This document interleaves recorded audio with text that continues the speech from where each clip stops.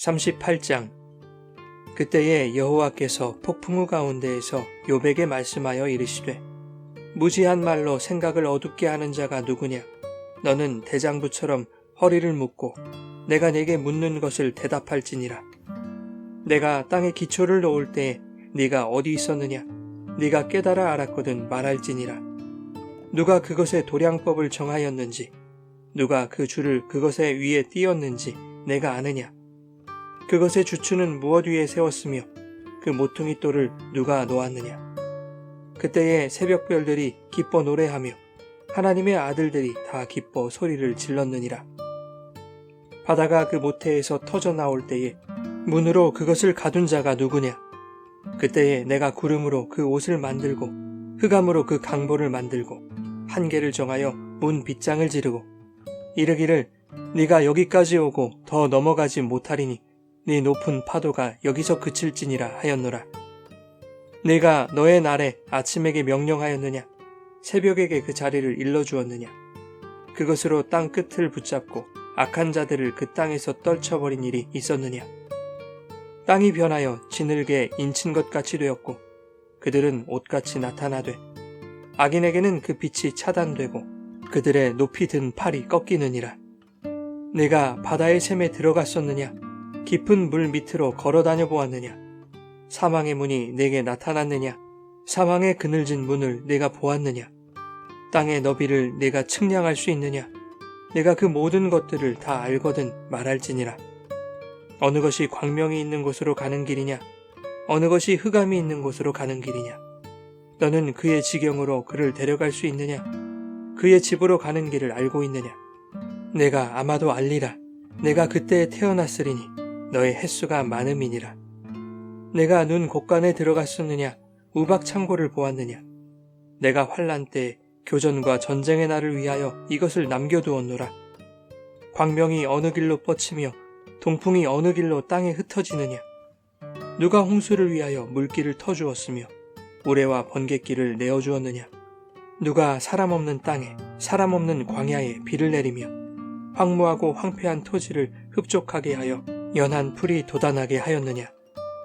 비에게 아비가 있느냐? 이슬방울은 누가 낳았느냐? 얼음은 누구의 태에서 났느냐? 공중의 소리는 누가 낳았느냐? 물은 돌같이 굳어지고 깊은 바다의 수면은 얼어붙느니라.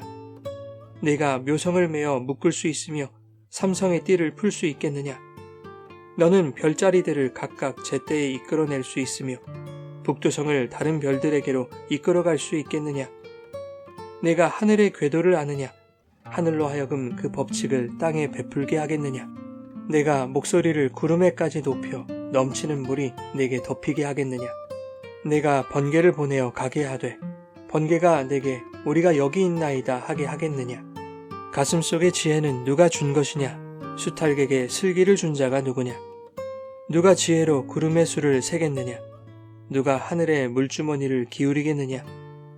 티끌이 덩어리를 이루며 흙덩이가 서로 붙게 하겠느냐? 내가 사자를 위하여 먹이를 사냥하겠느냐? 젊은 사자의 식욕을 채우겠느냐? 그것들이 굴에 엎드리며 숲에 앉아 숨어 기다리느니라. 까마귀 새끼가 하나님을 향하여 부르짖으며 먹을 것이 없어서 허우적거릴 때에 그것을 위하여 먹이를 마련하는 이가 누구냐?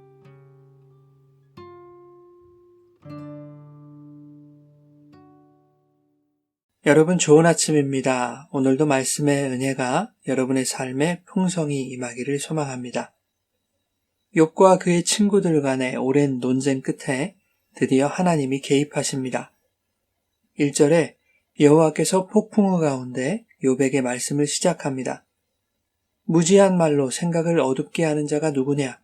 너는 대장부처럼 허리를 묶고 내가 묻는 것에 대답하라고 꾸짖으시죠. 그런데 하나님은 욥에게만 말씀하십니다.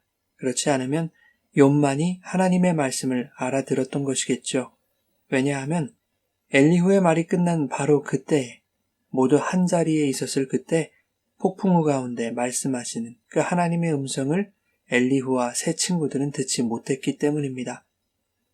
아마도 엘리후와 세 친구들에게는 폭풍우 소리만 들렸지 않았을까요? 37장에서 엘리후는 하나님의 음성을 천둥과 번개 소리에 비유하며 그 소리를 통해서도 하나님의 음성을 들어야 한다고 욥을 책망했습니다. 그러나 정작 자신은 폭풍우 가운데 말씀하시는 하나님의 음성을 듣지 못하는 것이죠. 그렇다고 해서 하나님이 욥을 옳다고 인정하신 것은 아닙니다.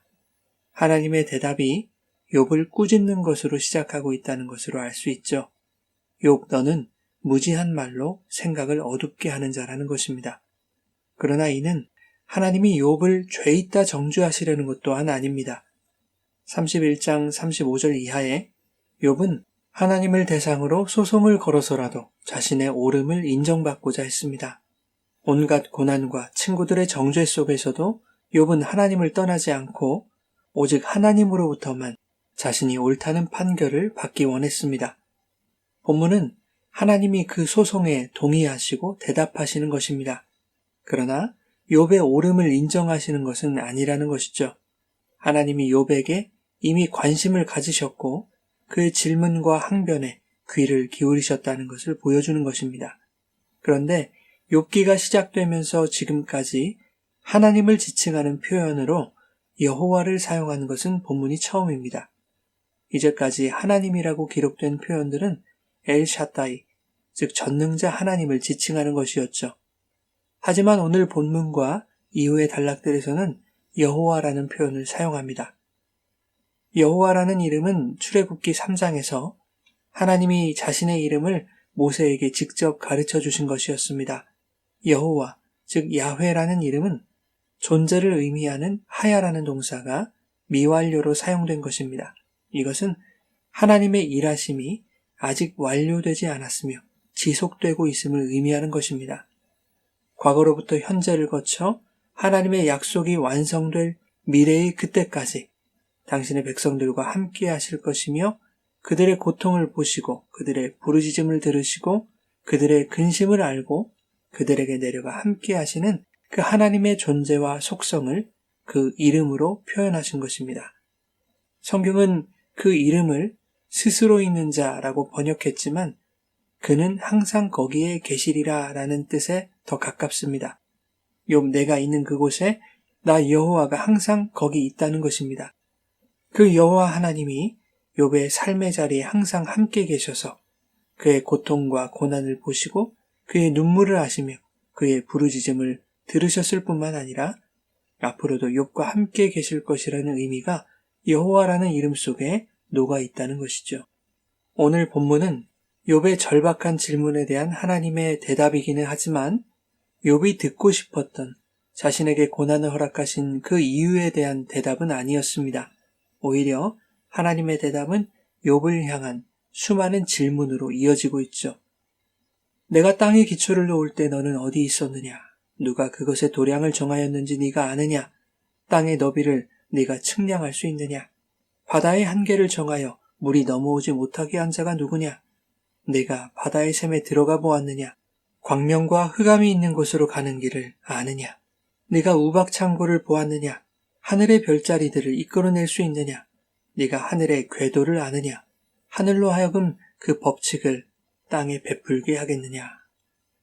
온 우주를 창조하시고 그것을 운행하시는 하나님의 전능하심에 대해서 네가 그것을 아느냐라고 시종일관 물으시는 것입니다. 욥은 어안이 벙벙했을 것입니다. 쏟아지는 하나님의 질문에 정신이 없었을 것입니다.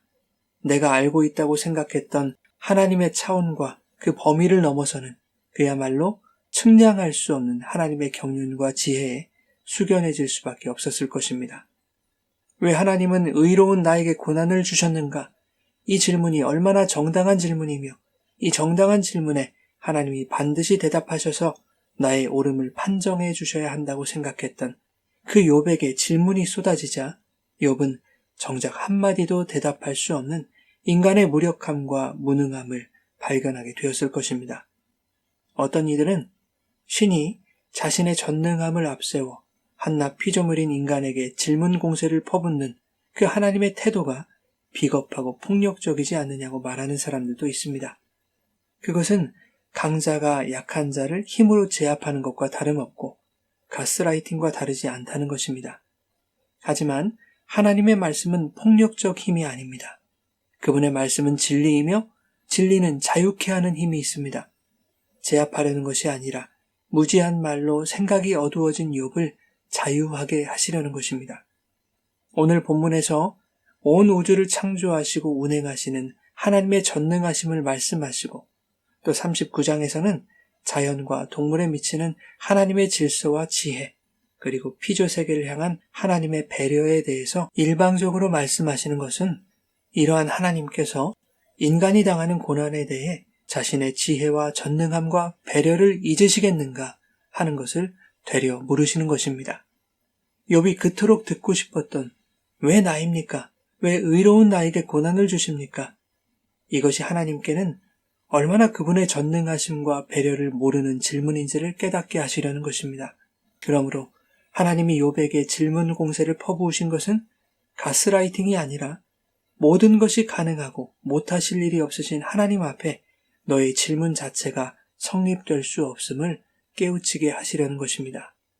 사랑하는 여러분, 성도가 당하는 고난의 문제는 하나님께 이유를 묻거나 자신의 옳음을 인정받으려는 것으로 해결할 수 있는 것이 아닙니다.